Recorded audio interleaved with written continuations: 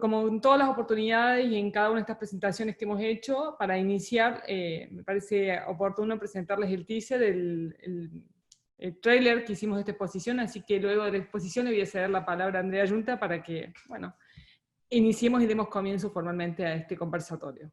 Flor, ¿podés poner el video?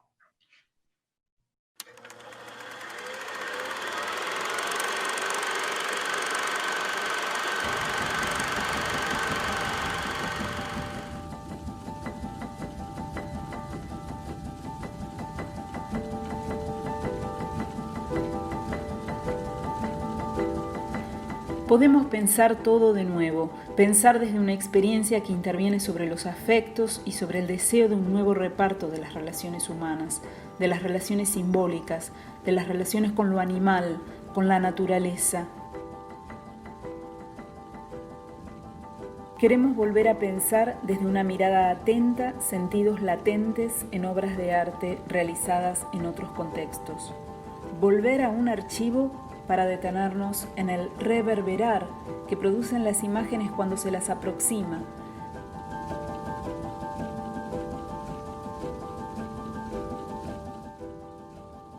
Pensar todo de nuevo propone volver a obras que fueron realizadas en otros momentos, pero que contienen en su tejido reflexiones y no respuestas, sino formas de entender las complejidades del mundo global, de un mundo que se ha suspendido, un mundo que nos paró. Es entonces una exposición que propone ese ejercicio, volver a un archivo de obras desde las preguntas del presente.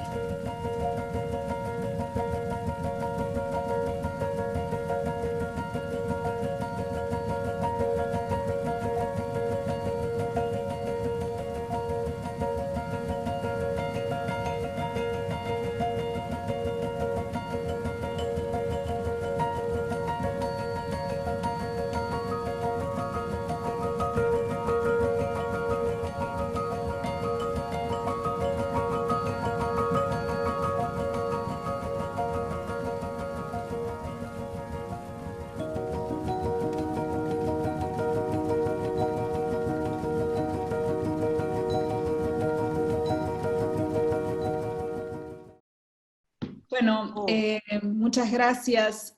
Tomo yo, ¿no? La palabra, Florencia. Por favor, un honor. Muchas gracias a la galería, Florencia, a todo el equipo, a María Carolina Baulo, con quien trabajamos, y veo algunos artistas que estuvieron en capítulos anteriores, como Ananqué, como Silvia Rivas, bueno, está Aline Mota, está María Arjona, no me acuerdo, Milagros de la Torre, la veo, bueno, quizás los vuelva a ver y los menciono.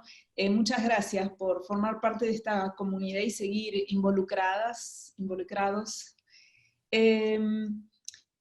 La exposición, como bien dice este pequeño tráiler, propone acercarse a obras que se hicieron en otros tiempos, no en el tiempo de la pandemia, pero que como el presente no es extraño o no está alejado de problemáticas que ya estaban presentes, reverbera en el presente, ¿no? Son obras que tienen una actualidad, que cuando uno las interroga desde los problemas actuales, se vuelven casi como si hubieran sido hechas en estos tiempos, ¿no? Tan extraños, tan convulsos, tan radicales. Empezamos pensando en una exposición sobre feminismos, y siempre digo que el feminismo es la biblioteca reciente, más compleja, que se ha generado. El feminismo no solo reflexiona sobre los derechos y las agendas urgentes de las mujeres, sino que involucra también una teoría política, una teoría económica, una reflexión sobre el medio ambiente. Es decir, salió hoy una nota ¿cómo es que se llama? Bueno, ya me voy a acordar el nombre, pero reflexionando, una pensadora argentina que está escribiendo ya hace tiempo, reflexionando sobre, bueno, el agotamiento, ¿no? del mundo, un mundo exhausto. Entonces, estos temas, esta agenda sobre el medio ambiente es también parte de este presente urgente. Y en la medida en que, bueno, seleccionamos las imágenes, las obras, las imaginamos en el espacio, sucedió todo lo que sucedió, que fue como un tsunami, como un tornado, y Florencia y la galería entendieron que era más necesario que nunca hacer la exposición, y ahí, bueno, nos lanzamos con este equipo increíble que fue capaz de investigar y de pensar qué era lo en este momento. Es decir, en vez de estar esperando que pase la pandemia para volver a la normalidad, que cabe aquí la pregunta, ¿queremos volver a la normalidad, a esa normalidad? ¿A qué mundo queremos volver?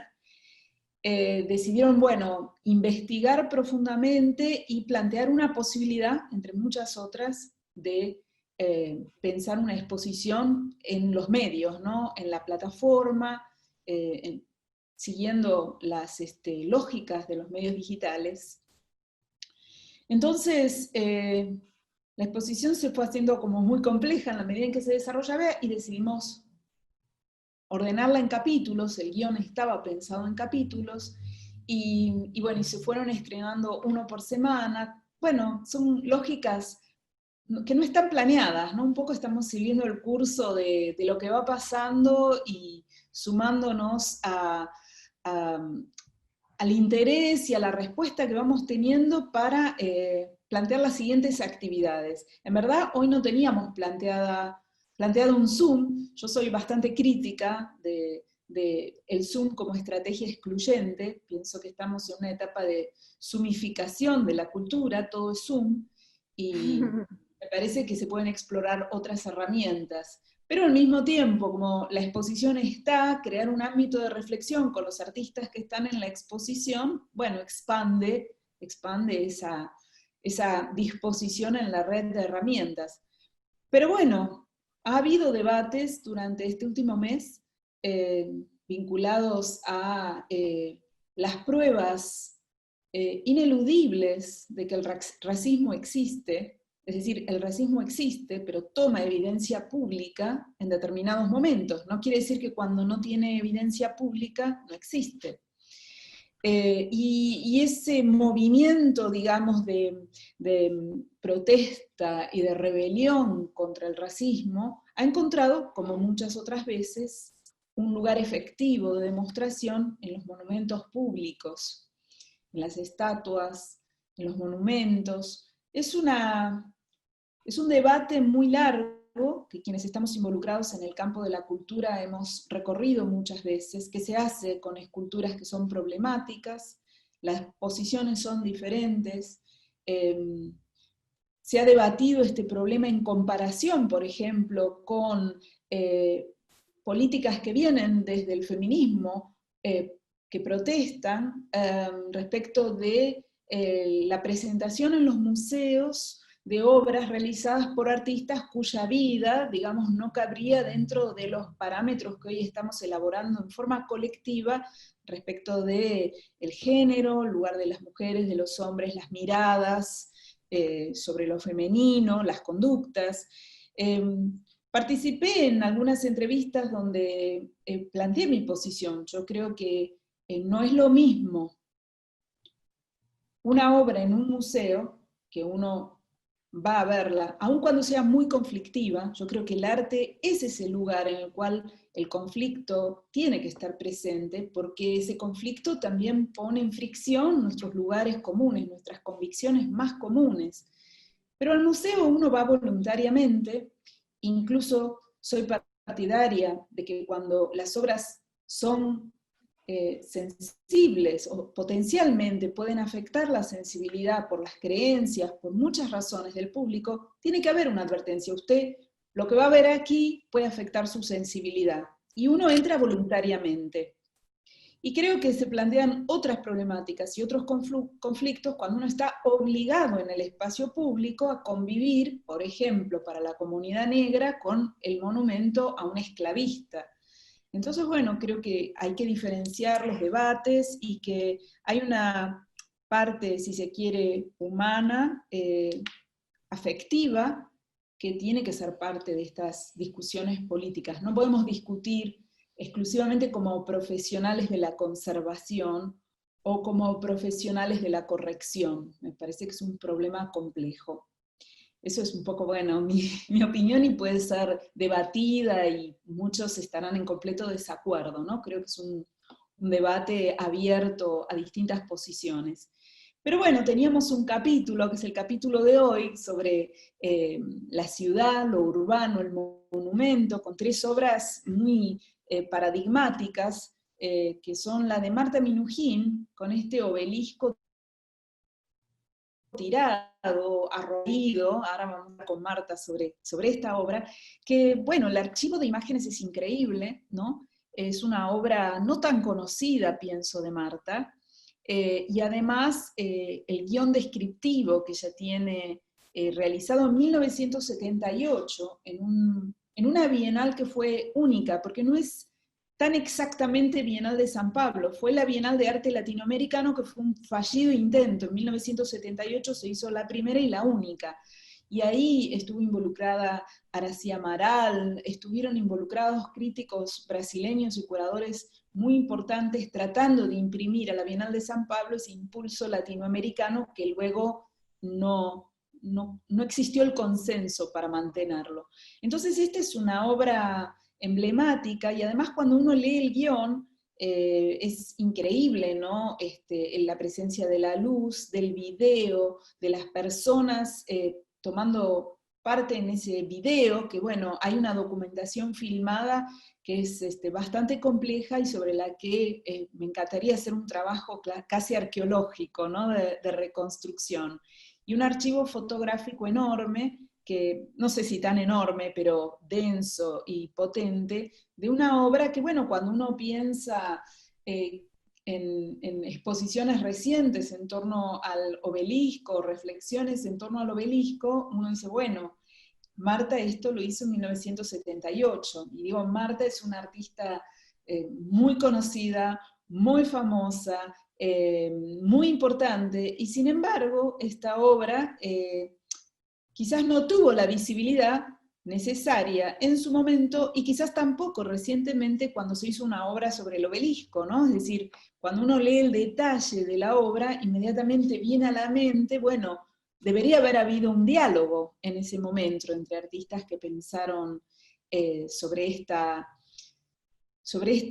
imagen, que bueno, como en las notas para la exposición recuerdo, habrá 1000 usos del obelisco, 1000 formas en las que se habrá intervenido el obelisco, pero recuerdo la de la dictadura, con ese círculo que decía el silencio es salud, y un día recientemente, hará 10 años, en el que el obelisco apareció completamente rodeado por un preservativo rosa, como parte de la campaña de concientización respecto de las formas y de evitar el contagio del SIDA, ¿no? Y de prevenir.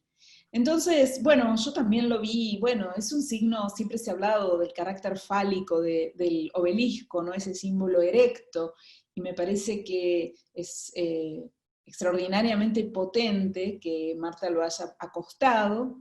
Y también, bueno, hay muchos fragmentos del video que me parecen interesante indagarlos, ¿no? Es decir, se ve ahí una imagen de mujeres al principio, luego se ve una imagen de Marta rodeando como el vértice del obelisco caído, y hay otra imagen de 2 hombres, creo que son, que están como entrando, ¿no?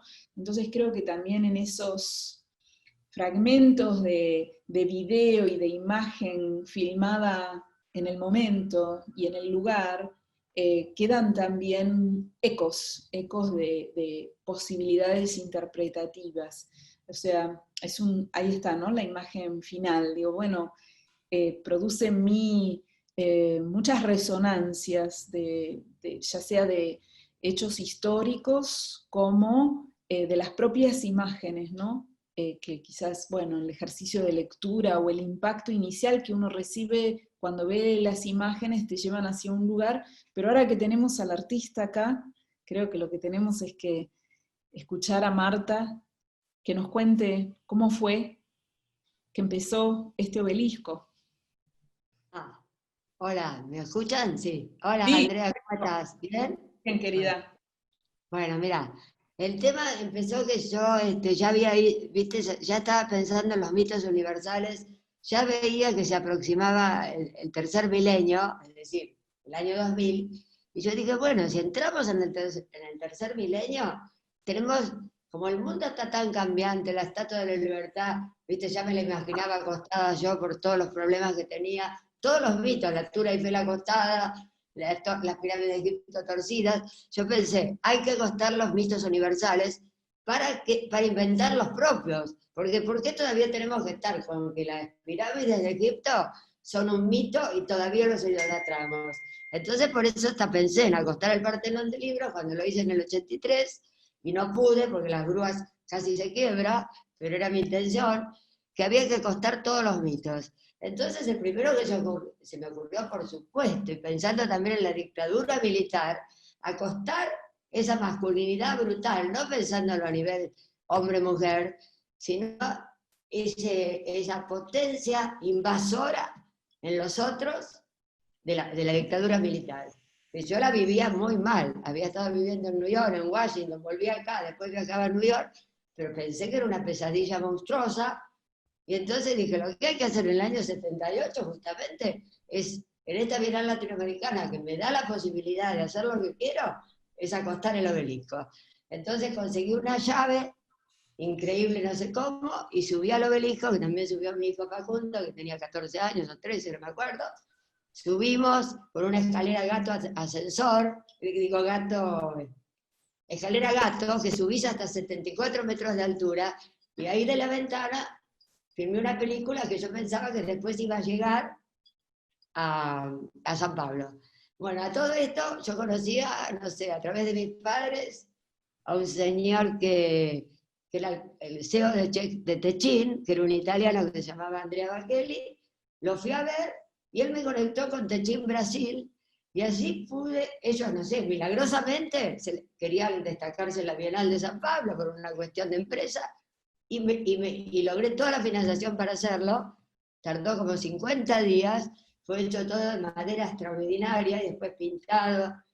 Quedó brutal. 74 metros de largo, 4x4 que tiene en la punta, y en la punta estaba un aparato de televisión donde las personas podían sentarse y ver esa película que yo había filmado.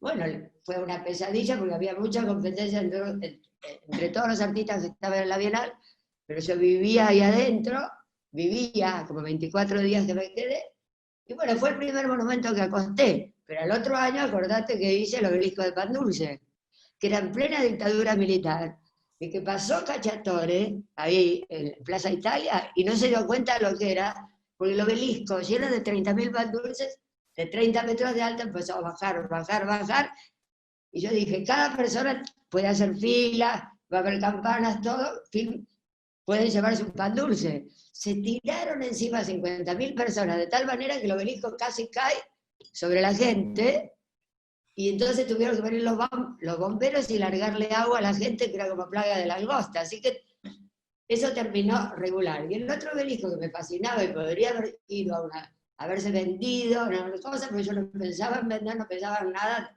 desapareció. Y ahora sabés que mi próximo proyecto, que pienso hacerlo en 2 años, es la Estatua de la Libertad acostada en New York en Central Park, que es mi segundo gran proyecto. Y Bueno, escuchame Andrea, una cosa, Marta, ¿nos sí. contás un poco más qué pasó? Porque la película que filmaste desde la torre, digamos, desde el vértice del obelisco, que bueno, quiero recordar que Leandro Ehrlich fue quien expuso su obra sobre el obelisco, que también filmó, pero bueno, esto fue hace 3 años, 2 años, ¿no? No, y aparte, Andrea, cuando yo vi la punta del obelisco en el Malva, recordé que una exposición que organizó Jorge Glusper con la Asociación Internacional de Críticos de Arte, yo presenté, que me la hizo el padre de Federico Peralta Ramos, la punta del obelisco exacto, las mismas medidas, que tengo fotos, en el Museo de Bellas Artes la gente se subía y miraba otra vez la película. Es decir, la punta la trasladé a un museo, y después Ehrlich la trasladó al Malva, así que yo no sé, digan lo que digan, yo estuve primero. Sí, bueno, la pregunta sería si cuando una mujer hace, una artista mujer hace una obra, ¿es considerada de vanguardia o es considerada una locura? Y viceversa, ¿qué pasa? Pero bueno, ese es un tema que podemos Pero Andrea, te discutir quiero hacer muchas una veces. reflexión, vos que estás tan interesada en el tema de las mujeres. Primero, yo siempre pensé que el arte no tenía sexo. Es decir, no se sabía si una pirámide, así fue como Artemisia, nadie le dio bolilla, porque eran mujeres. Pero tiene que ver con la historia, porque hay muy buenos escultores y muy buenos pintores, mujeres y hombres, y pocos artistas.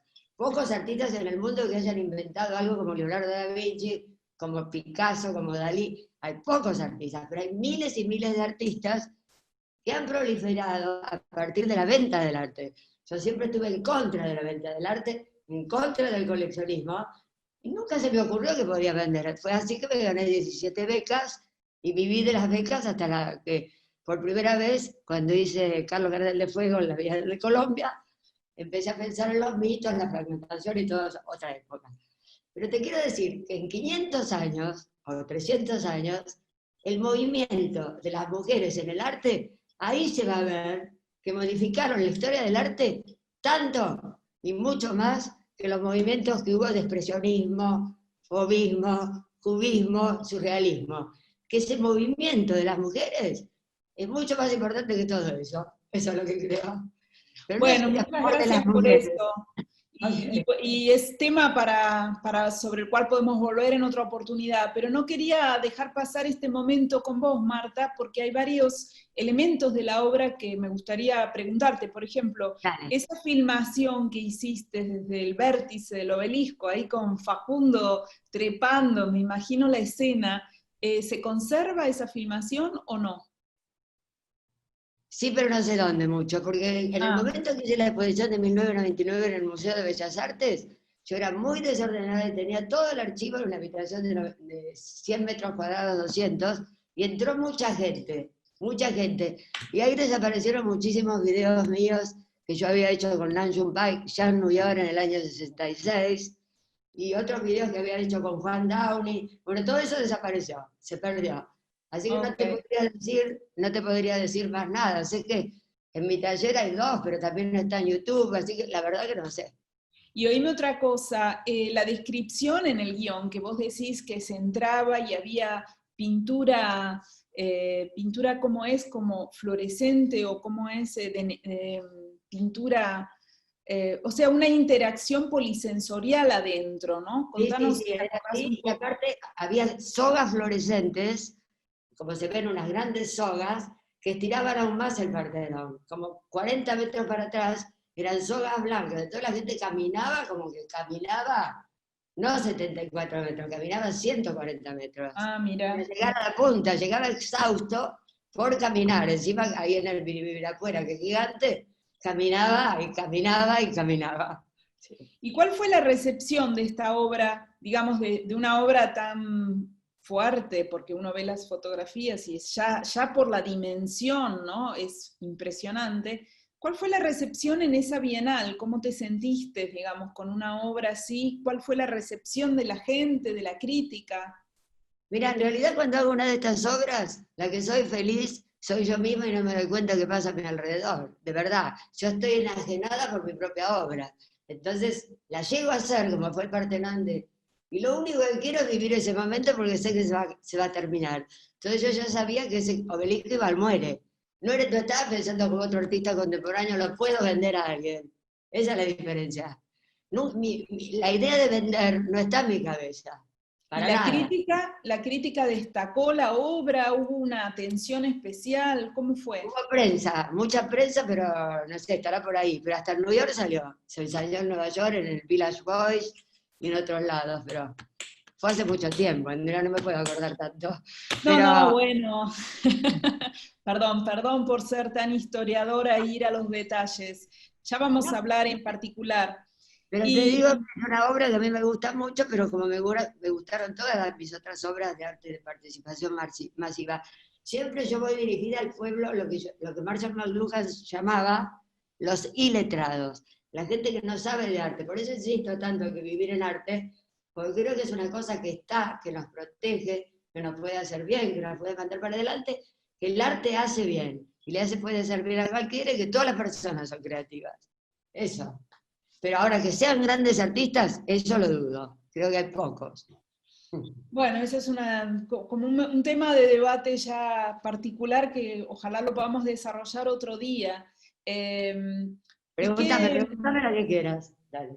No, te quería preguntar, sacándote un poco también de lo específico, dado que estamos en este debate y que vamos a pasar a conversar también sobre obras que también tienen que ver con el monumento en el espacio público, que son... Sí, yo conozco la obra de los dos artistas que están acá, los conozco, los vi ayer, y también te puedo decir una reflexión interesante. Por ejemplo, ahora en este momento hay mucha gente en el obelisco.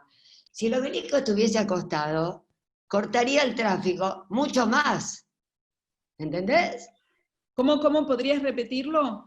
Si el obelisco mismo está parado o está acostado a los 74 metros, la gente se aproximaría al obelisco de otra manera, se treparía al techo, porque son 4 metros acostados, son, no me acuerdo cuánto era, acostados, 7, pocos. Y sería totalmente las manifestaciones, no irían caminando alrededor, sino a lo largo. Cambiaría, al cambiar la posición en el espacio, el comportamiento de la gente cambia. Las pirámides de Egipto también tendrían otra dimensión, la altura Eifelota, entonces la gente caminaría a lo largo, y no alrededor. La gente se mueve espacialmente alrededor de un monumento como el obelisco, que es como el centro, es como un reloj solar también, ¿no? Podría verse así, porque el obelisco, si no tuviera toda esa construcción, reflejaría una sombra que estaría vinculada al tiempo del día, pero también hay monumentos que irritan, ¿no? El obelisco, vos trabajás sobre un aspecto metafórico, ¿no? De poder, de un poder patriarcal, de un poder también estatal, ¿no? Que erige un monumento y que lo dejan en el medio de la ciudad, vos proponés otra visión, lo desarticulás, si se quiere, en su carácter simbólico, pero ¿qué pasa cuando los monumentos representan figuras de la historia que producen en la gente, más que una reflexión, si se quiere, filosófica o desconstructiva, digamos, del poder simbólico, se sienten enfrentados, ¿cómo te podría decir? Interpelados por lo que ese monumento representa, en tanto es un monumento, por ejemplo, erigido a un héroe de una historia conflictiva, ¿no? Una historia que está siempre en disputa, ¿no? Pero pensemos que los egipcios fueron los primeros en inventar el obelisco. El obelisco Napoleón lo robó y lo llevó creo que a Roma, o no sé dónde, o a París, pero ya el obelisco era como un símbolo también de poder. Pero es muy interesante cómo la gente, por ejemplo, el obelisco de Buenos Aires, cómo la gente lo adora. Porque yo en un momento quise hacer un cambio en el obelisco. Cuando estaba haciendo arte erótico, que vivía en Washington, que también estaba interesada en todos los órganos sexuales, masculino, femenino, y ver cómo el mundo cómo las personas podían erotizarse a través de las imágenes. Entonces iluminé de rosa, sin pedir permiso, iluminé de rosa con gelatina la luz del obelisco de Washington, que quedó rosado, y la gente, y como fue al ataque, porque lo hicimos todos artistas, que yo los dirigía, para iluminarlo 5 minutos, 3 minutos, y cuando ya vino la policía nos fuimos, por eso no hay récord de eso, fue fantástico, porque la gente que venía por la plaza casi choca de ver de pronto el obelisco rosado gigante, porque ese tiene 140 metros, el obelisco de Washington. Pero vos pensás que todos los países tienen un obelisco, pero nosotros acá lo aman al obelisco. La gente de Boca, todos los actos políticos, toda la irritación, todas las fiestas son al obelisco. Entonces creo que el elemento más amado del país es el obelisco. Vos sabés que cuando se construyó hubo un debate público sobre opuestos, digamos, y fue la decisión de un intendente la de mantenerlo, sí, no de destruirlo. Sí, que lo querían sacar. Pero o sea acordate, en 1965 cuidado yo al obelisco, cuando ¿Cómo? éramos todos pop y fuimos con Jacobi, lo cubrí de helado a la poña, que me dio muchos kilos y lo rodeé con helado y la gente le pasaba la lengua. Ay, se perdió. Sí, tengo fotos, te juro. Fue verdad, cuando éramos pop y felices. Felices y pop. Bueno, eran tiempos conflictivos, había mucha felicidad y pasaban muchas otras cosas simultáneamente.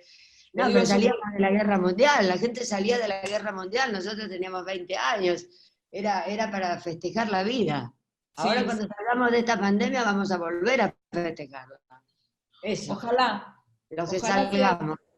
Sí. Sí. Y bueno, quería cruzar esta conversación con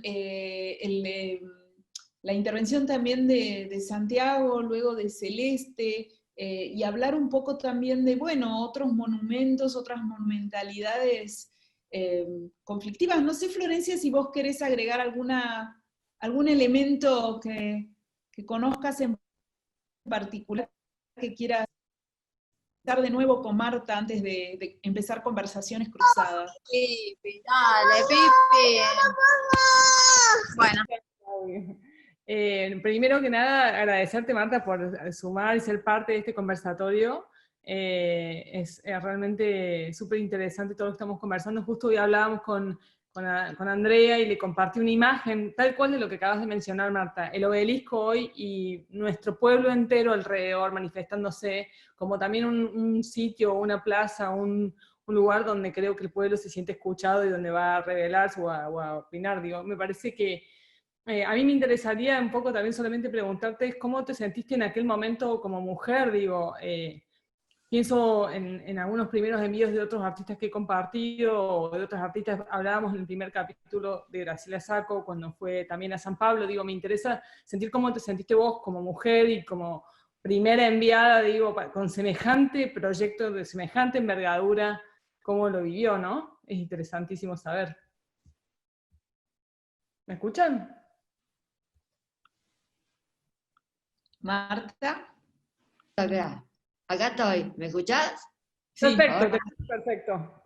No, yo digo que nunca tuve ese problema justamente en New York, que tanto me rechazaron por ser mujer y latinoamericana cuando me fui a vivir allá un tiempo, nunca me importó. Siempre pienso que el arte, sigo pensando que el arte, el gran arte no tiene sexo, que lo haga un hombre o una mujer es un detalle, pero el gran arte no tiene sexo.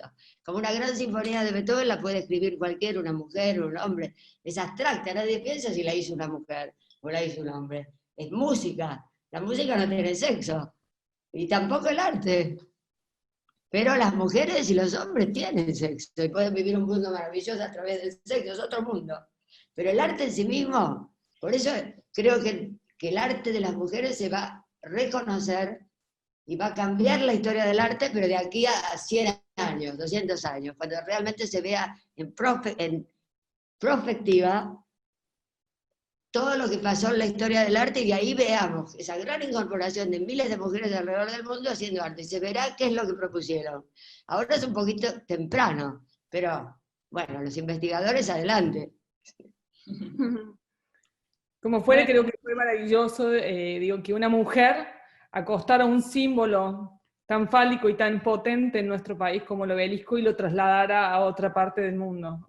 No te preguntes, Florencia, que me han dicho demente, loca, de todo, y yo no escucho. Yo lo único que escucho, genia, genia, genia. Genia, entonces. Mi ego puede más que yo, me domina.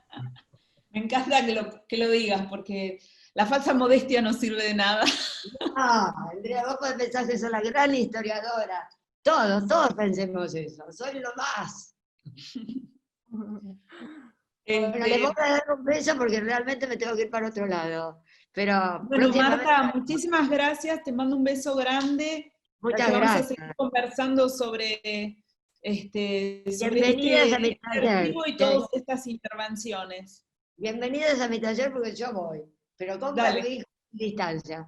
Bueno, besos a todos y después voy a escuchar todos los que dicen todos ustedes después. Bueno, muy bien, muchas gracias, Marta. Chao. Chao. Marta, querida. Marta, por Bueno, Santiago, estamos con Santiago y con Celeste Rojas Mujica, que me parece que son obras que, como aquí estamos discutiendo los monumentos no abstractos, fue interesante porque tuvimos un pequeño intercambio por Facebook con Leopoldo Mahler, ¿no? Y él decía, bueno, el día que los monumentos, para que no haya riesgos, tienen que ser abstractos. ¿Es así? ¿No es así? Me parece que estamos en, en una polémica compleja que podemos situarnos parcialmente frente a la problematicidad, podemos sentirnos por momentos seguros frente a ciertas perspectivas, pero todo lo que se construye en la arena pública mutan los afectos, mutan las expresiones, mutan los significados, es decir, esculturas que no fueron problemáticas se vuelven problemáticas y viceversa, ¿no?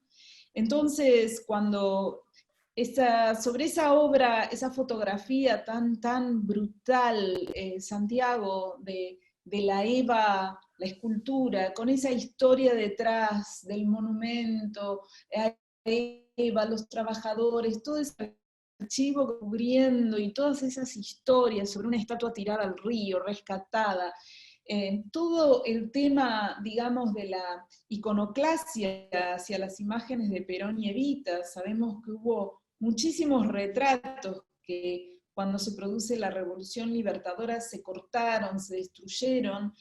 Vimos una exposición cuando el Museo de la Casa Rosada en los años 90 empezaba a tomar vitalidad, que se hizo una exposición sobre los retratos, muchos de ellos de Numa Iriñac, ¿no? Que Numa Iriñac era el retratista de la alta burguesía, y de alguna manera Eva Perón se lo roba, digamos, para que la retrate a ella. Y bueno, y hay toda una historia particular y fascinante detrás de esos retratos pintados, y bueno, y aquí nos encontramos con esta especie de Eva gótica, ¿no? Es muy extraña, con esas raíces en la parte inferior, ¿no? Que parecen así como plantear una relación entre lo que está abajo y la imagen. No sé si son signos de la erosión. Yo no la vi la imagen, nunca hice el viaje,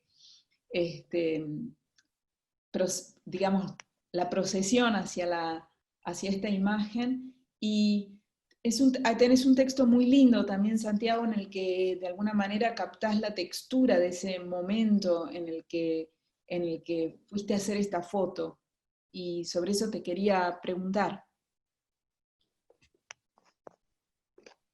¿Cómo estás, Andrea? Buenas noches. Pensaba recién qué difícil tomar la palabra después de Marta, ¿no? Y no sonar tal vez un poco quedado y aburrido, pero es lo que me toca. Gracias por la invitación a participar de esta muestra y a participar de esta charla. Y aprecio esta invitación especialmente porque hay muchas de las cuestiones que me parece que se ponen en juego en esta muestra que a mí particularmente me interesan mucho y que además me parecen sumamente vigentes. En particular es esta idea central de que muchas de estas obras hechas en otros contextos, ¿sí?, cobran nueva vigencia en estos días en los que nos toca vivir de esta manera tan particular, ¿sí? Y en ese contexto pensaba hace pocos días lo que sucede con esta obra, con esta fotografía de Evita. Hace no muchos días atrás, esta Evita de alguna manera había vuelto para proponerme volver a pensar su propia historia a partir del aniversario del secuestro de Aramburu, ¿no es cierto?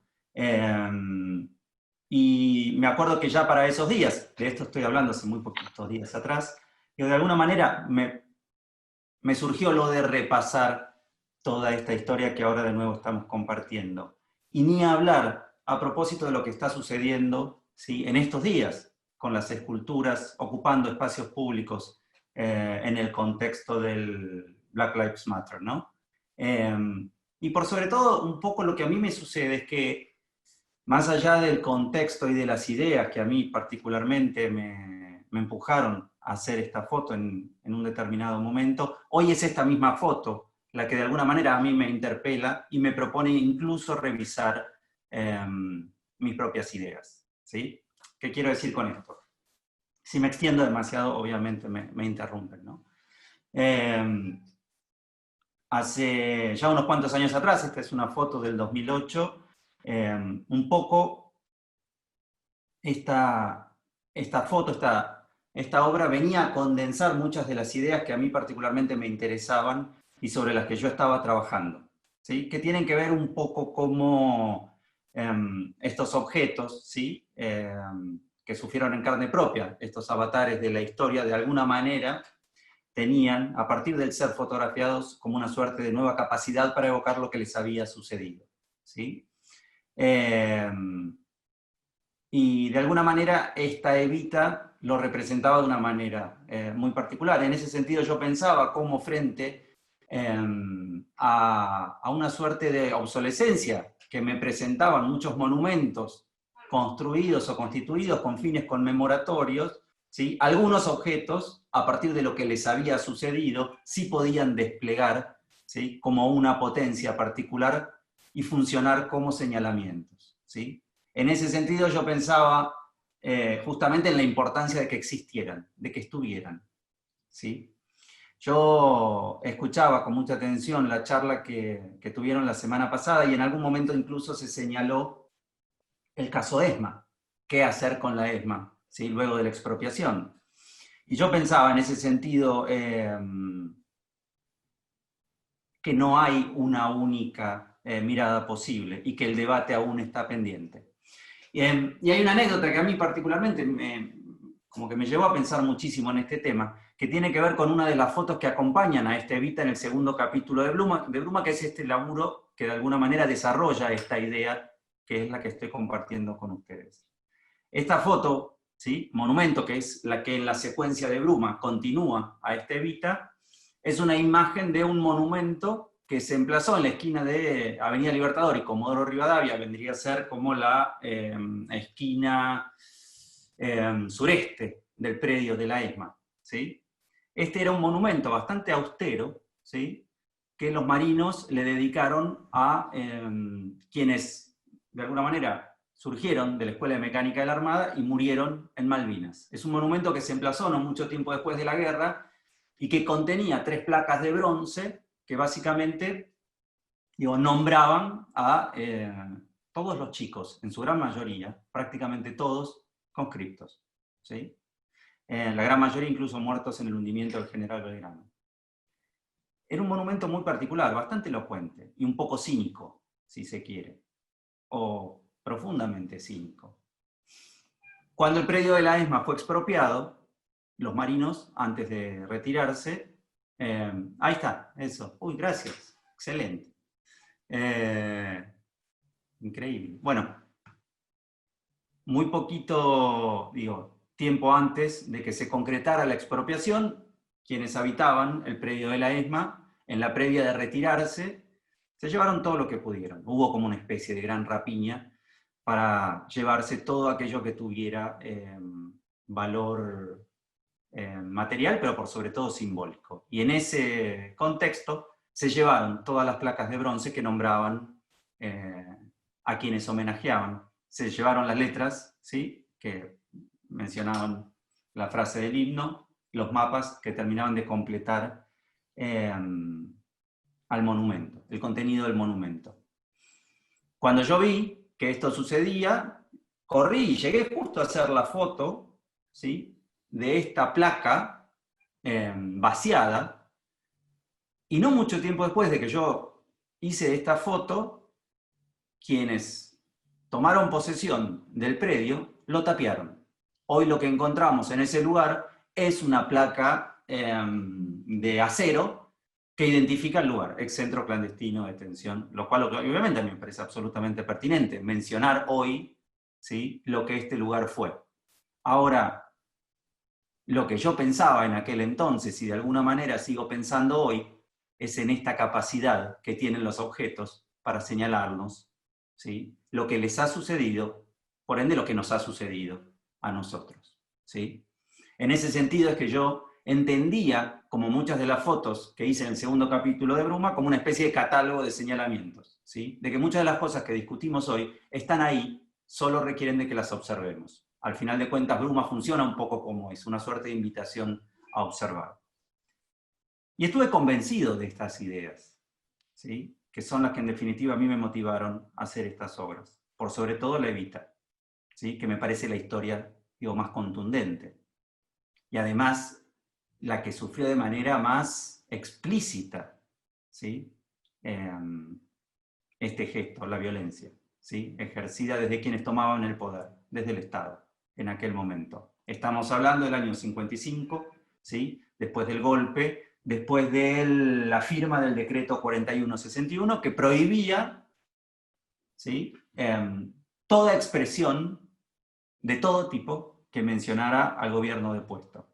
Sucede de manera simultánea, y esto es súper interesante, el secuestro del cuerpo de Evita en la CGT y la irrupción en el taller de Leone Tomasi, el escultor que venía trabajando en este conjunto de esculturas, en particular en esta, la pieza central, que iba de alguna manera a ser emplazada en el frontispicio de lo que iba a ser el mausoleo, que todavía no había sido construido, pero que era donde finalmente el cuerpo de Evita iba a descansar. Por ende, digo, la historia cargaba en sí misma una contundencia simbólica extraordinaria. Es interesante, muchísimas gracias por reponer toda esta trama tan compleja, y yo no había prestado atención o no había iniciado una investigación sobre estas sutilezas de estas fotografías, digamos, de lo arrebatado, ¿no? De los nombres arrebatados en este monumento hecho por la Marina. Sería súper interesante, me encantaría conocer luego más sobre cómo fue esa rapiña, ¿no? Es decir, sabemos que muchas veces los monumentos se roban para fundirlos, ¿no? Es decir, no es solo el valor simbólico, sino el bronce. Por supuesto. En diferentes crisis de nuestra historia hemos vivido eso, ¿no? El robo de los monumentos para simplemente fundirlos. Es decir, hay razones ideológicas y otras razones. Pero también recordar que en torno a la imagen de Evita hay toda una disputa, ¿no? Y traigo a colación, porque para mí fue deslumbrante el momento en el que me encontré con las propias cartas de Sesostris Vitulio, cuando le encargan el monumento de Evita, y él hace esta Evita abstracta, ¿no? Que es como una, él mismo en las cartas dice, la representé como una amazona, ¿no? Como una amazona en la selva, pero es una escultura muy facetada, donde también está sintetizado el escudo justicialista, que está actualmente en la Universidad de Itela. Esa escultura se trajo desde París, pero esa escultura fue, digamos, descubierta en la embajada argentina en París. Y cuando descubren la escultura, dicen, bueno, esta no es Evita, ¿no? Y ahí es interesante porque el conflicto ya viene desde el programa representacional, es decir, no es la Evita realista, es una Evita abstracta, y lo que hacía que esa representación estuviese estrechamente vinculada a Evita es que estaba la frase, volveré, bueno, con el pueblo, ¿no? La frase de Evita, y firmado Evita. Entonces, ¿qué hicieron? Picaron la frase, la quitaron. Entonces, bueno, también tenemos esa disputa, digamos, yo creo que hay una discusión sobre, bueno, cómo se representa, qué se representa, esta escultura que estaba destinada a ir a la exposición de Evita, de Sesostris Vitulio en París, y que de hecho ahí estuvo. Hay una disputa, si se quiere, ideológica e estética, y estética entre los propios comitentes, porque la escultura le fue encargada desde los organismos del Estado peronista en ese momento, ¿no? Ahí hay un conflicto, y luego hay otros conflictos que tienen que ver con, bueno, el lugar público de las esculturas, cómo se construyen los consensos, cómo opinamos como expertos o como artistas respecto de la libertad de expresión en el arte, respecto de la historia de estos propios monumentos, respecto de cuando estos monumentos toman una nueva urgencia, como en este momento, digamos, en el que las pruebas del racismo existente en las sociedades quedan en evidencia ante una muerte violenta, que está entre miles de otras muertes violentas, pero que toma en este momento una visibilidad específica, y que, bueno, genera nuevamente este movimiento, ¿no? ¿Y qué hacemos? Es decir, no pretendo que me lo respondas, porque no tiene una respuesta, ¿no? Pero digo, vos planteaste aquí esta conflictividad entre estas obras que transitan lo artístico, transitan lo documental, transitan lo conmemorativo, y están en una escena pública que está activada por conflictos latentes que se encienden de nuevo, y también por conflictividades que tienen que ver con la simple rapiña, ¿no? O sea... Mira, es interesante cómo, en este sentido, a propósito de lo que viene sucediendo en estos días, de alguna manera es esta misma obra, yo siempre de alguna manera estuve convencido de la importancia de la existencia de esta obra, de esta escultura decapitada, por lo que en definitiva señalaba, ¿sí? Y un poco lo que siento en estos últimos días es esto que veníamos conversando hace un rato, ¿no? Cómo, de alguna manera, la vigencia, digamos, de estas imágenes se renueva, y es esta misma obra la que viene a mí a plantearme en mi propia cara, de alguna manera, mis propias contradicciones. ¿Qué quiero decir con esto? Yo veía con muchísima atención en estos días las imágenes del derribamiento de la estatua de Colston, ¿sí? En Bristol, una imagen súper potente, toda la gente reunida, ¿sí? Alrededor de esta imagen de Colston, tirando esta escultura al agua. Veía lo que pasaba en Bélgica, ¿sí? Con la imagen del rey Leopoldo, y pensaba, bueno, ahí está sucediendo algo que es súper interesante, pero al mismo tiempo de alguna manera pareciera ser irreflexivo. Y hoy leía con mucha atención este texto que vos escribiste, ¿sí? Que lo publicaste en Facebook, ¿sí? No alcanza con derribar monumentos, y rescataba esta impresión que me parece como súper contundente de Miralla, diciendo, bueno, sí, es debatible esto de tirar estas esculturas al agua, pero es mucho más fuerte este sentimiento de empoderamiento que genera poder hacerlo, ¿sí? Y yo, que siempre pensé en la importancia de la existencia de estos objetos, por su capacidad para señalarnos, ¿sí? Hoy de alguna manera me veo como conflictuado en mis propias contradicciones, porque me parece fantástico, en definitiva, esto que está sucediendo, y no sé bien qué pensar al respecto. Y de alguna manera pareciera que esta Evita decapitada, que hoy vos volvés a poner en contexto, en esta muestra, ¿sí? Levantara el dedo y me señalara como diciéndome, ¿te pensás que la tenés tan clara? Pero al final de cuentas, bueno, bienvenidas todas estas contradicciones.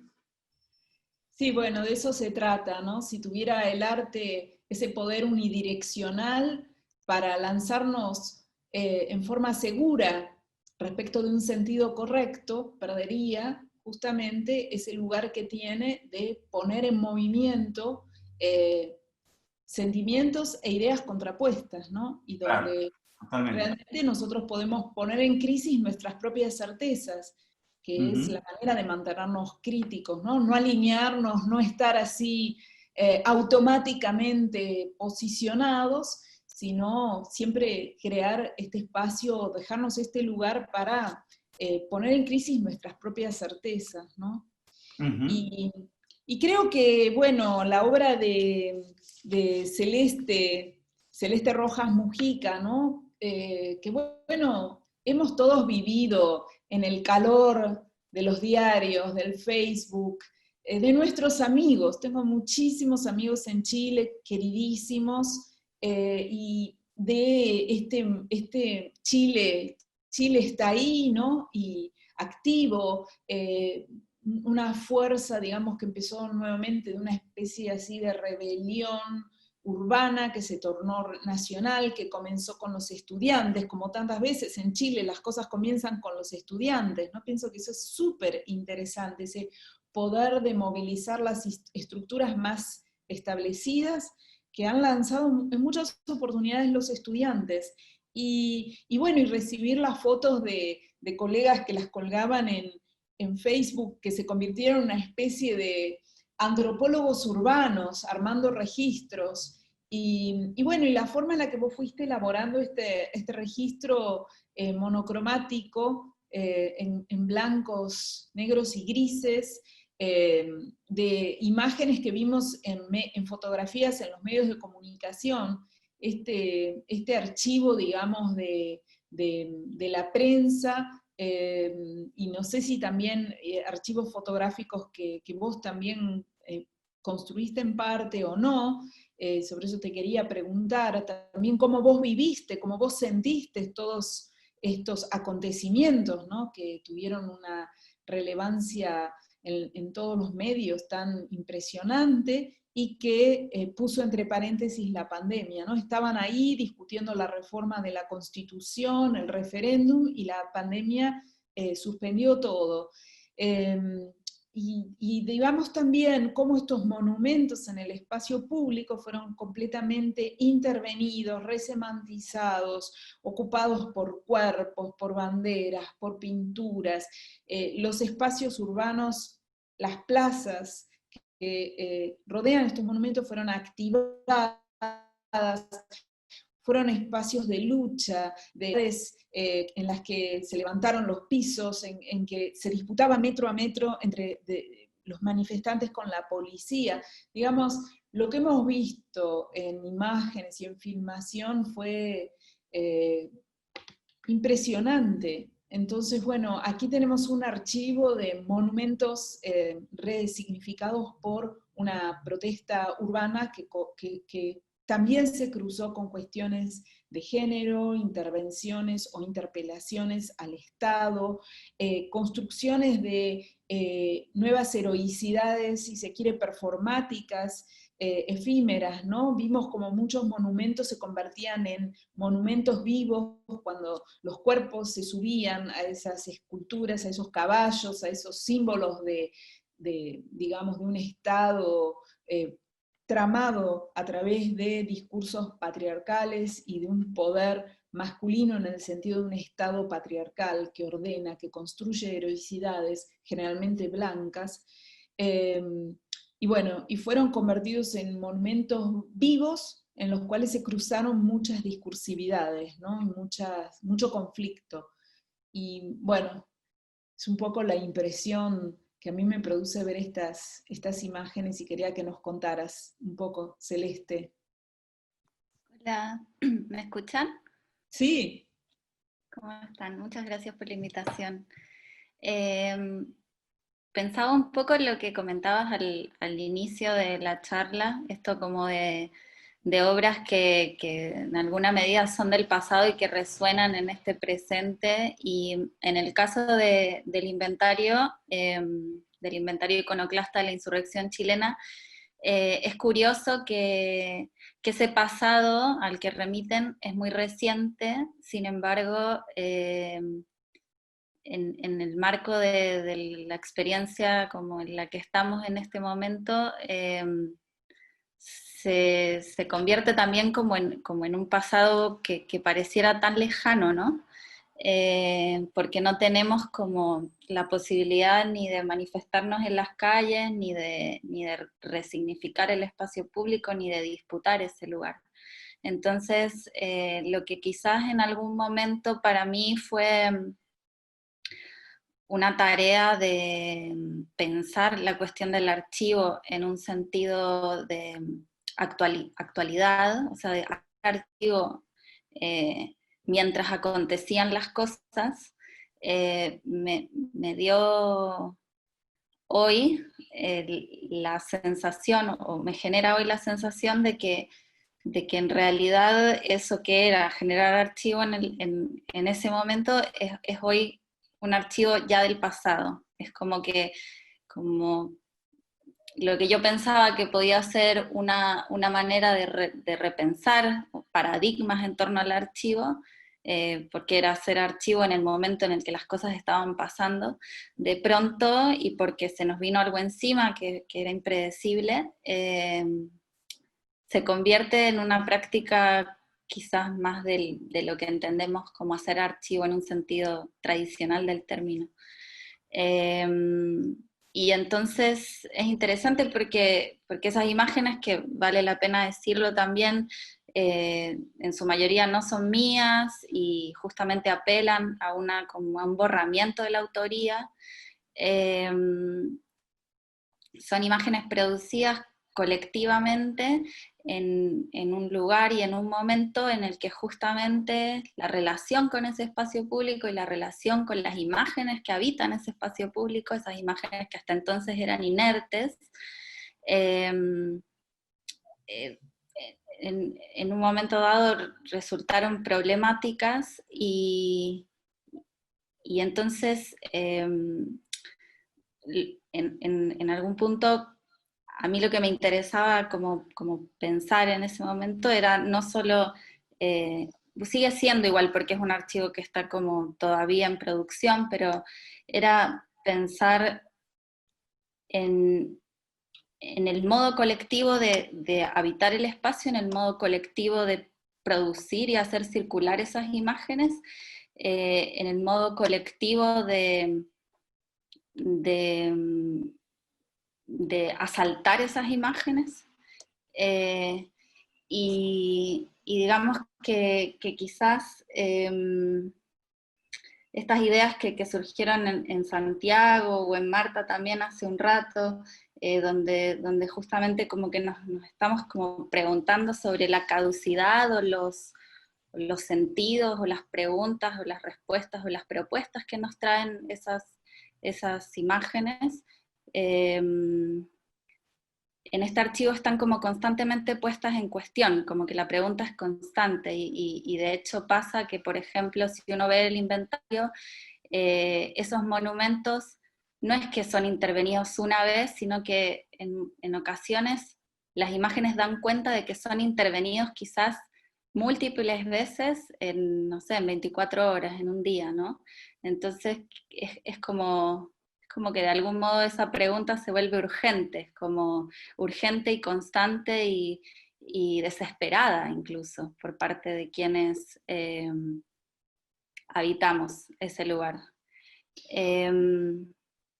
Perdón, y una cosa más en torno también como a esta disputa del espacio y esta como obligada, este obligado confinamiento, que es algo que comentaba justamente el otro día, que Nati Fortuny, que creo que también está acá, me invitó a hablar en torno al inventario, y que comentaba en ese momento, es que en el caso de Chile, y en el caso de lo que tú comentabas, Andrea, como de la situación en que estábamos cuando esta pandemia vino, el tema de hoy tener que estar encerrados trajo también como añadido, por un lado, una militarización muchísimo más brutal sobre el espacio, un aprovechamiento de esas circunstancias quizás para que el espacio público, bueno, se volviera aún más brutal y aún más represivo, y también un golpe a la experiencia del cuerpo humano en el espacio, quizás también como más duro y más, sí, como de opuestos en torno a lo que veníamos haciendo hasta antes de tener que encerrarnos, y lo que vino después. Entonces, esa actualidad de lo que hablaba al comienzo, como esa actualidad que tenía hasta entonces el archivo, de pronto como que se volvió distante, ¿no? Se volvió como completamente, no sé, desconectada quizás de su referente. Y eso para mí es interesante porque, bueno, yo trabajo con archivo, es como, es parte de mi práctica artística, entonces justamente la pregunta que me venía haciendo mientras producía este archivo, me recondujo hacia otras preguntas nuevas, justamente también en torno a trabajar con archivo. No sé. La verdad es que es muy interesante porque yo creo que define el archivo vuelve visible algo que es muy específico, porque en general el ataque a la escultura pública tiene una reacción inmediata, es decir, se considera vandalismo, se condena, decapitaron una escultura de Colón en Boston, bueno, la reacción inmediata es retirar la escultura o cercarla, digamos, para que no siga ese ataque a la escultura, y en todo caso retirarla a un museo para que se conserve, ponerla en un museo de historia, digamos. Yo soy bastante partidaria de ese movimiento. Me parece que si una escultura frente a la cual las comunidades, distintos grupos sociales vienen llevando adelante un pedido sostenido, como ha sucedido con la escultura en Bristol, ¿no? Que había una historia de reclamos para que esa escultura se quitara, entonces, es decir, afectan la vida cotidiana de las personas que caminan por la ciudad, porque involucra una historia, digamos, de esclavitud o de genocidio que lo afecta como comunidad. Me parece que, bueno, pueden desplazarse a un lugar como es un museo de historia, donde se produce otro tipo de reflexión y donde en definitiva uno entra voluntariamente. Me parece que hay diferencias sutiles que hay que marcar y que no es lo mismo, digamos, vandalizar un monumento para fundirlo o derrumbar un monumento simplemente porque uno no coincide con las ideas de esa figura, que convivir con una imagen que representa a una persona que esclavizó a nuestros tatarabuelos, digamos, ¿no? O sea, me parece que difícil posicionarse, pero que uno tiene que poder visualizar la textura del debate público. Y con estas imágenes específicas, Celeste, para mí lo que fue muy interesante es que hay como un palincesto de la propia lucha, es decir, fueron tantas las intervenciones. Quizás, y esa es la imagen que me queda, y vos me podrás corregir o informar mejor, quizás la fuerza pública no le dio tiempo, la disputa urbana, para decir, voy a cerrar el monumento, nadie más lo puede tocar, ahora vienen los conservadores y lo limpian. La sensación que queda es que fue como capa sobre capa, y que cada día, o durante el curso de un día, se resignificaba muchas veces, ¿no? Como si fuera posible hacer una arqueología de esa disputa en torno a, y de esa construcción de intervenciones que tienen mucho de performáticas. Y la otra reflexión que me parece que también involucra este momento en el que estamos, es que aquello que las fuerzas represivas no lograron, porque veíamos las imágenes de la policía disparando, veíamos las imágenes del agua sobre las multitudes, es decir, no era una coexistencia pacífica, no era una coexistencia donde las fuerzas del orden se habían diluido y la gente avanzaba sobre el espacio público con todo, digamos, había una lucha, por lo menos eso era lo que veíamos en la televisión, en los registros, ¿no? No era sencillo, había una oposición militar articulada, digamos, en la lucha, en la disputa de ese espacio urbano. Y sin embargo, lo que no lograron los carabineros, lo logró el miedo.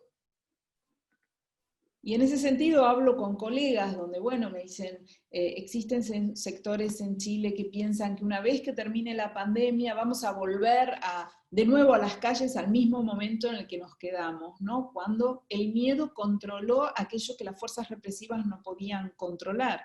Y creo que la articulación del miedo, como el miedo es sanitario y el miedo atenta también contra el concepto que teníamos de ciudadanía, ¿no? Es decir, todos estamos haciendo cosas que nunca imaginamos desde los simples aplicativos donde ponemos nuestros documentos, nuestra temperatura, digamos, eran casi futuros distópicos los que en muchas películas se anunciaban, y que hoy aceptamos y, digamos, es un miedo sanitario y es un miedo también articulado políticamente, digo, ya sea desde donde sea, desde la oposición, desde quienes tienen la responsabilidad de gobernar. Nosotros nos vemos hoy en día en que ya no sabemos cómo estamos situados frente a esta nueva situación, que bueno, en el caso de Chile es mucho más fuerte, porque en el caso de Chile había una disputa por el poder y la ciudadanía ocupaba los espacios públicos y los disputaba, y la pandemia colocó a todo el mundo en sus casas, ¿no? O sea, como que hay una... No sé si nos querés contar algo sobre esta historicidad que viviste. Sí, yo creo que yo en realidad, pensando en un sentido como esperanzador del conflicto, confío en que la experiencia que vi, que también fue como una experiencia que apareció por sorpresa, que bueno, es nombrada como ya por historiadores como un estallido social, y siendo lógica con el término, quiero pensar que ese estallido que vino justamente como a desbaratar y a desarmar y a rearmar y a proponer nuevos órdenes posibles entre quienes habitamos, no sé, no se va a ver como completamente, no sé, desarticulado por lo que está pasando hoy. De hecho, bueno, Chile venía justamente de una desintegración del tejido social muy fuerte, producto de, entre otras cosas, 17 años de dictadura y bueno, gobiernos luego que no reforzaron o no tomaron preocupación por los movimientos populares y por otras experiencias así colectivas, y lo que aconteció en un periodo como muy, muy sintético de tiempo, desde octubre hasta ahora, fue muy, muy,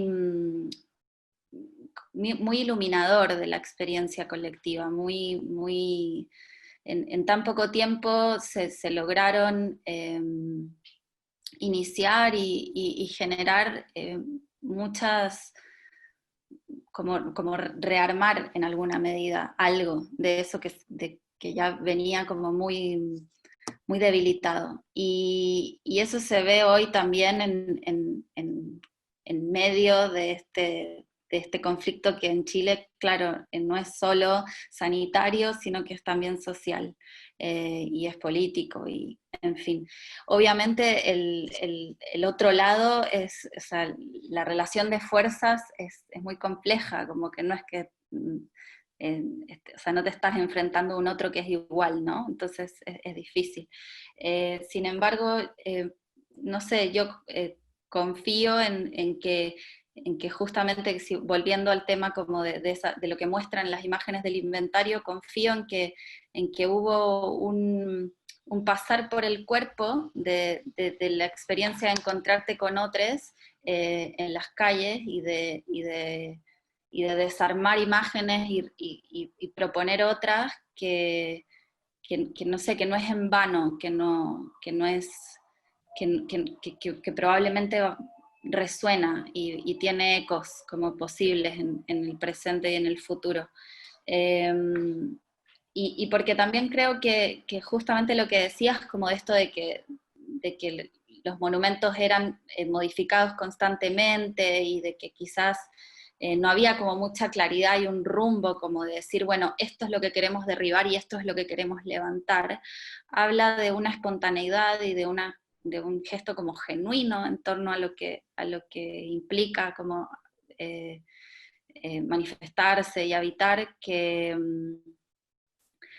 no sé, que nos hace como encontrarnos a debatir, que nos va a permitir como seguir en ese rumbo, en alguna medida. Ahora, yo, y me parece que todo el mundo es como que no tiene respuestas al respecto, y justamente, bueno, una de las propuestas del inventario es venir a mostrarnos como una serie de imágenes colectivas que lo que hacen es eso, es como proponer múltiples posibilidades ante esos lugares, ante esas imágenes, ante esos monumentos. Y una pregunta, ¿cómo están hoy todos esos monumentos?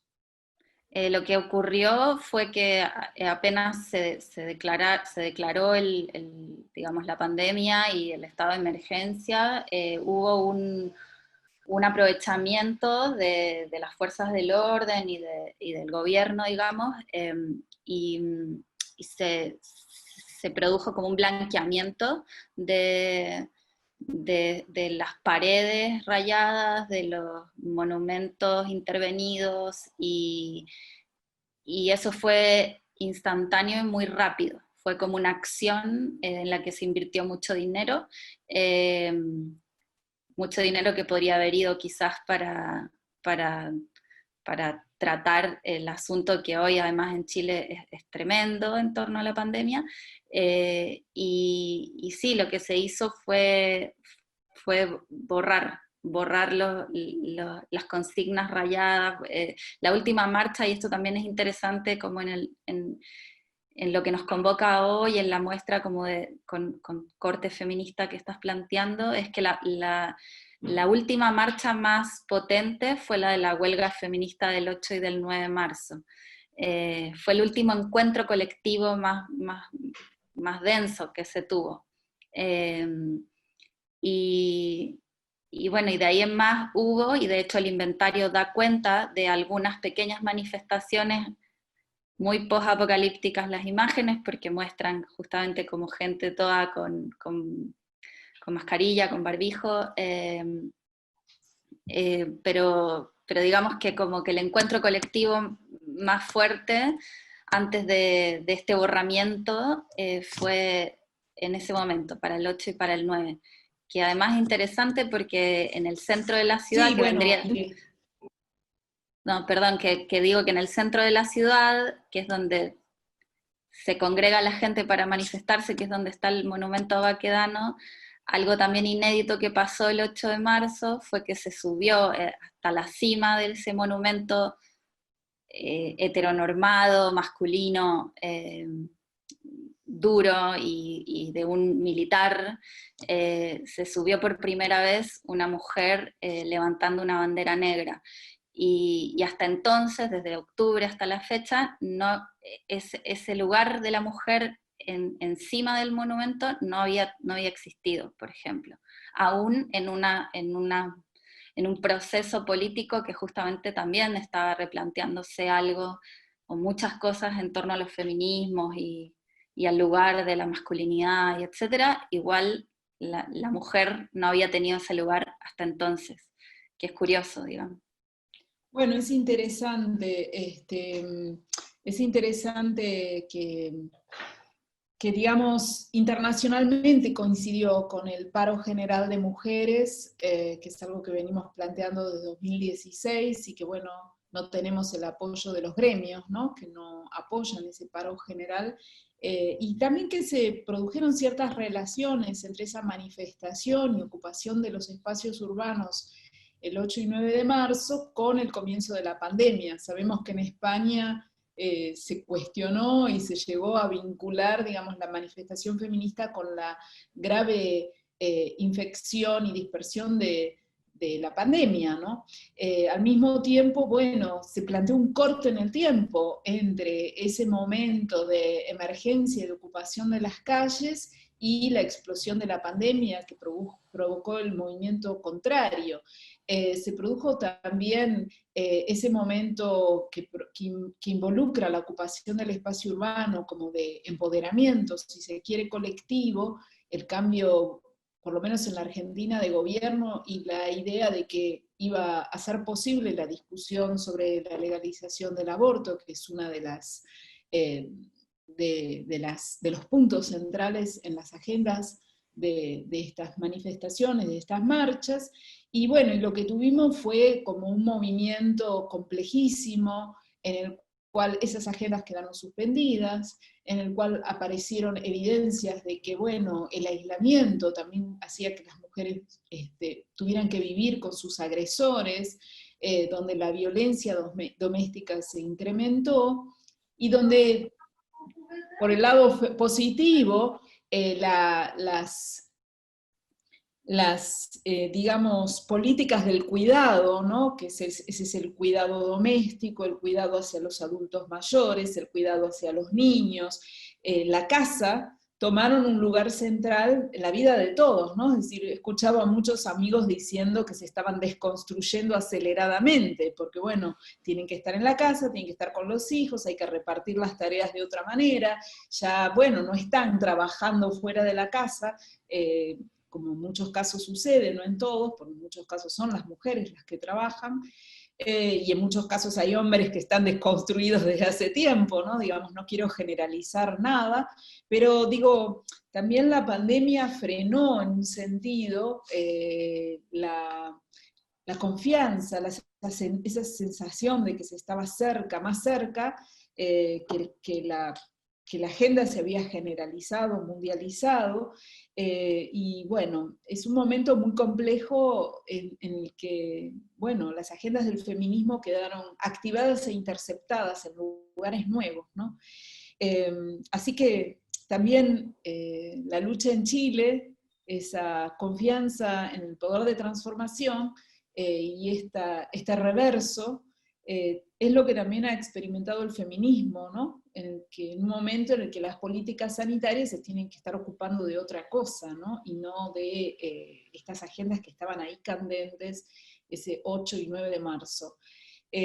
Así que esto nos ha atravesado a todos y es muy difícil, ya sabemos cómo está cruzando todas las sociedades, ¿no? Respecto de múltiples problemáticas. Pienso que, bueno, en la reunión que viene vamos a tener nuestro último encuentro para discutir también un tema que es de enorme actualidad. Hemos visto cómo en la medida que el hombre pasaba en sus casas, hoy vi el cielo de Buenos Aires que era celeste, magenta, era increíble el color que tenía, y bueno, y que es parte de la agenda del feminismo, que también el feminismo discute todo el debate en torno al antropoceno, es decir, el poder de lo humano para interferir en la naturaleza, y cómo la pregunta sobre cómo vamos a seguir, ¿no? Es decir, estamos donde estamos también por lo que hicimos, es decir, el mundo también nos paró a nosotros, y eso creo que es algo que no podemos olvidar en pos de una supuesta normalidad. Así que ese último capítulo va a abordar también esa complejidad que está presente en tantas otras obras, ¿no?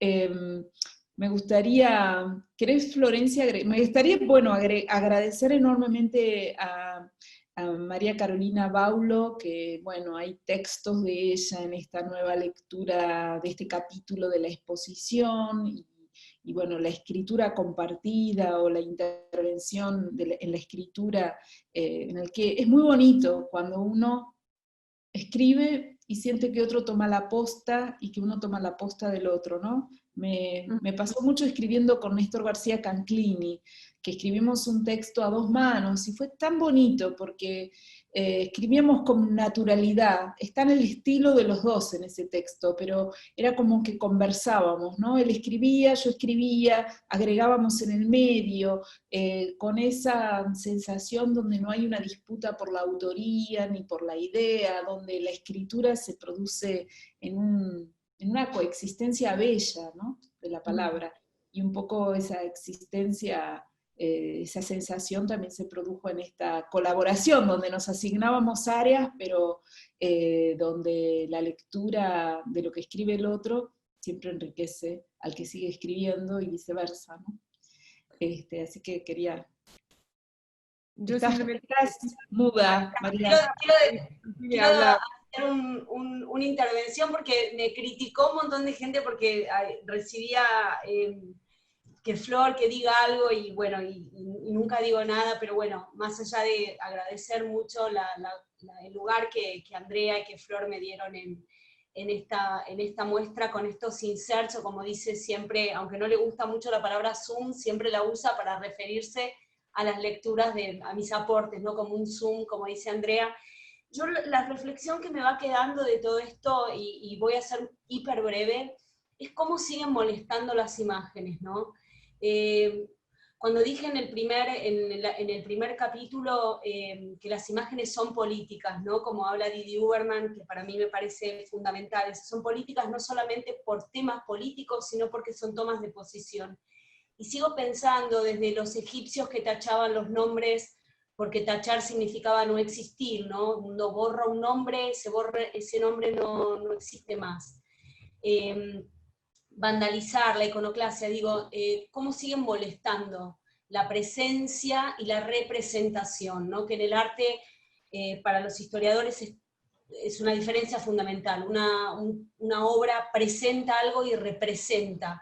Cuando esas dos cosas se fusionan, bueno, es muy, muy interesante ver por qué se vandalizan así los monumentos, las obras, qué se está queriendo silenciar, ¿no? Y al mismo tiempo en el vacío que dejan, por el otro lado se destaca al mismo tiempo en su ausencia, ¿no? Entonces, bueno, nada, un placer haberlos escuchado a todos esta noche, así que ahora me llamo a silencio otra vez. Gracias.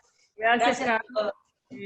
Yo simplemente agregar a Andrea, Caro, a todos los que nos acompañan, a Santiago, a Celeste, a Marta, que se nos unió hoy, que me parece, me conmueve sinceramente, cómo la contemporaneidad, lo atinado del proyecto, digo, estamos pensando todo de nuevo, justamente el título de la exposición tan visionario que supiste otorgarle a este proyecto antes de que se iniciara la pandemia, y cómo es fiel al objetivo y a nuestro encuentro propio de hoy, que justamente mirando a la distancia, porque estoy lejos, pero tengo mis afectos allá en Argentina, digo, veo un pueblo alzado alrededor de la temática que es la que introduce este capítulo, que es el obelisco.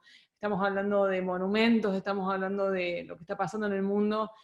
Creo que sin duda, nada, estamos pensando de nuevo y estamos reflexionando, y con todo este trabajo, como cierra el brief de la exposición, buscando formas que nos permitan repensar entonces a qué estado del mundo queremos volver. Gracias, porque creo que es pensamiento, reflexión, es maravilloso hacerlo de la mano de personas que, bueno, que se dedican a trabajar las imágenes y las lecturas que están detrás. Para mí son palabras de agradecimiento, y a toda la audiencia que hoy nos acompaña y que creo que disfrutan también de estos encuentros que desde la galería hemos organizado. Así que gracias a todos.